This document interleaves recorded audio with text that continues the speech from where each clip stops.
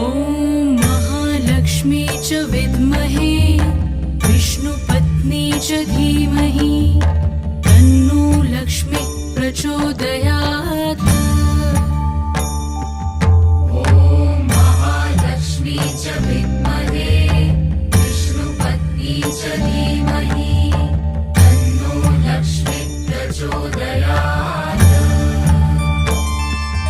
ॐ महालक्ष्मी च विद्महे विष्णुपत्नी च धीमहि तन्नो लक्ष्मी प्रचोदयात्।